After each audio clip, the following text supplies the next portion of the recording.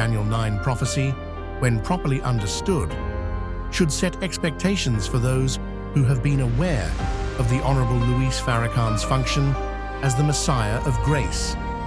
These expectations should ideally prepare them for the events that were predetermined to take place after his cutoff from this messianic assignment, which has occurred.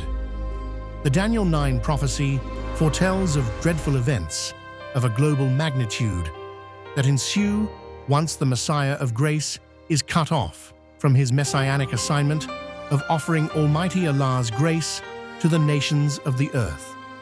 This forecast begins in verse 26, where it states, in part, quote, "And the people of the prince that shall come shall destroy the city and the sanctuary, and the end thereof shall be with a flood, and unto the end of the war desolations are determined."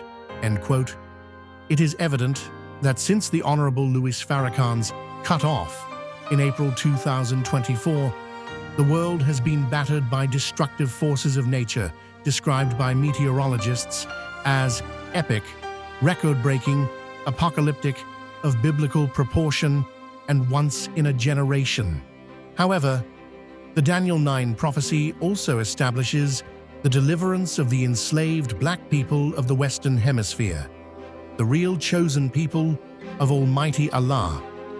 Their deliverance physically accelerates once the 70-year period of grace ends. This grace period was offered to the United States government and the nations of the earth to repent for their brutal enslavement of the black people of the Western Hemisphere. Therefore, the wrath of Almighty Allah has been and remains earmarked for these nations. On this point, Karriem Allah states in his April 13, 2024 announcement of Almighty Allah's wrath. For the last 94 years, the Honorable Elijah Muhammad and the Honorable Louis Farrakhan combined have exquisitely explained how the black people enslaved in the Western Hemisphere are the real children of Israel spoken of in the Messianic prophecies of the Bible and Quran. And although black people were not knowledgeable of this fact, and unfortunately many still are not, this truth has been established.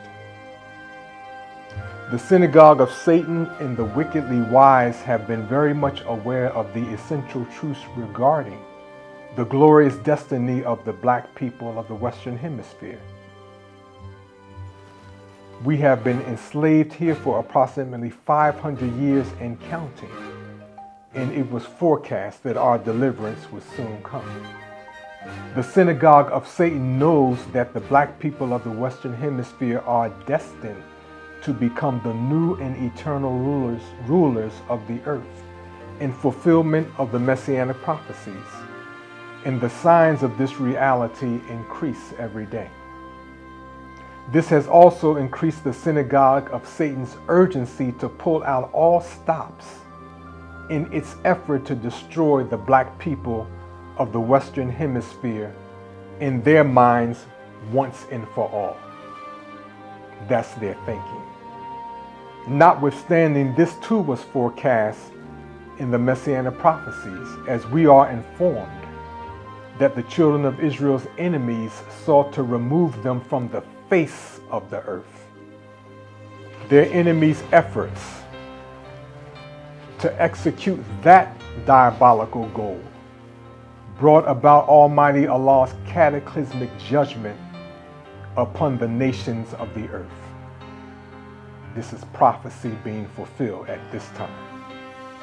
Daniel 9 verse 2, which is the foundation for the Daniel 9 prophecy, states, in part, quote, "I, Daniel, understood by books the number of the years, whereof the word of the Lord came to Jeremiah the prophet, that he would accomplish 70 years in the desolations of Jerusalem." End quote.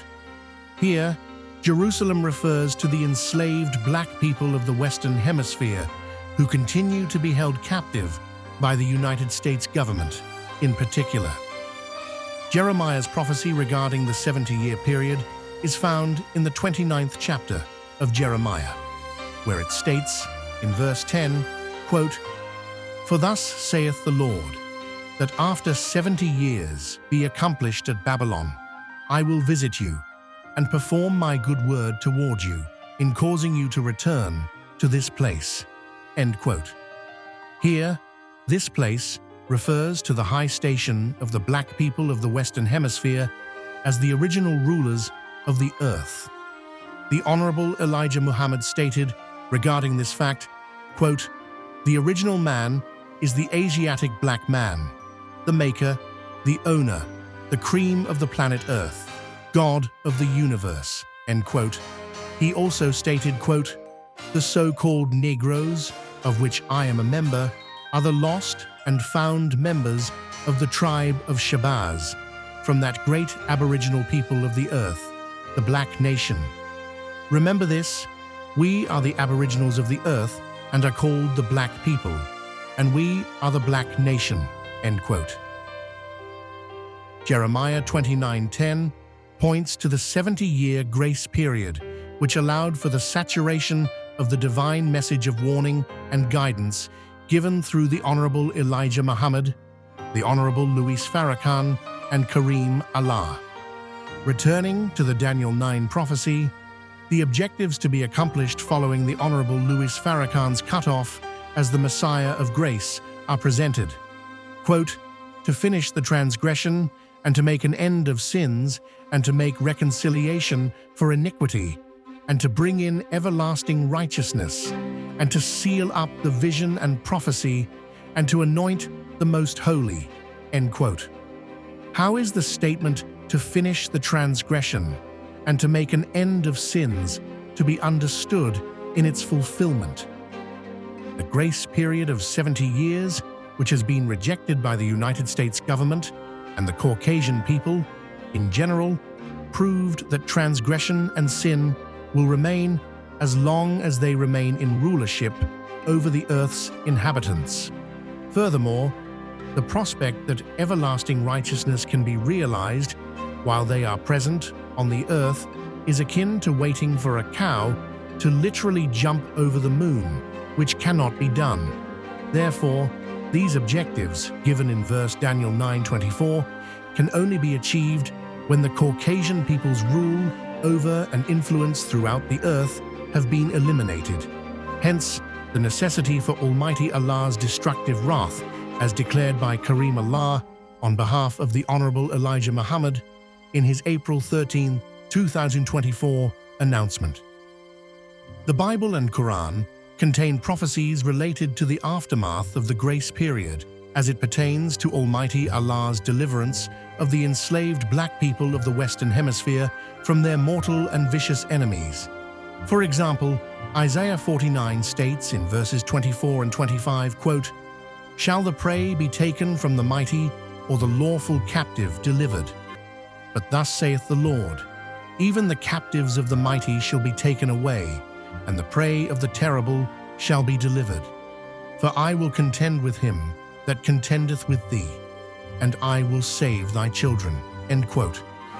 Almighty Allah declares in Jeremiah 29:12 through 14, which follows the end of the 70-year grace period, quote, "Then shall ye call upon me, and ye shall go and pray unto me, and I will hearken unto you, and ye shall seek me and find me, when ye shall search for me with all your heart.